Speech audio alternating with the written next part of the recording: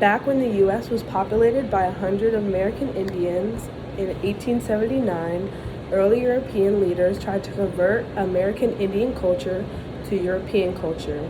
In the book Multicultural Education, early European leaders used to make American Indians unlearn their traditional ways and language of their families, which they also were abused and were forced to get accustomed to European culture. As immigrants in other cultures diverse our nations, they carry different cultural experiences with them.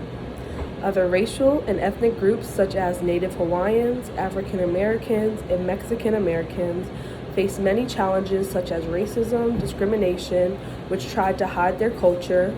In Figure 2.1 of Chapter 2, it shows that the rate of immigrants through 1960 through 2012. The rate of permanent immigrants' resident status rises through the chart, which indicates that the many immigrants of different race and ethnicity were diversifying our classrooms. The book Multicultural Education by Donna Golnick shows ways to educate immigrants. On page 54, it states that a key factor in the education success of immigrant children is the level of their parents' education, which impacts the economic well-being of the family. Looking into this, the foreign-born adults that do not have a high school degree is at 82%, which is 3 times as many as native-born populations, like the book states.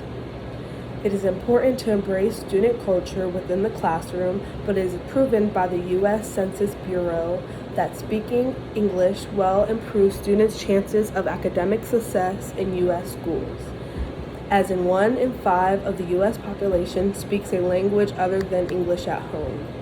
This is being proven because immigrant learners are not performing well on standardized tests in math and reading than with their white peers. Ethnic and racial identity are key components to helping young children perform well in the classrooms and feel accepted. Teaching them how to speak and read English language, but also showing themselves to embrace and love their ethnic and culture will give them the ability to flourish in the classroom.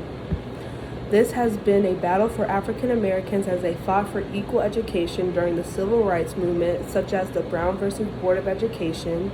The book states that the teachers do not usually confront issues of race in schools in the classrooms, in part because race does not matter. In fact, acknowledging race and ethnicity in schools is important because it impacts the ways children interact, communicate, and perform in schools. Teachers should acknowledge differences within their children and find ways to influence their learnings through their culture. Recognizing the difference among students in classrooms is the first step towards ethnic and racial equality in the classroom.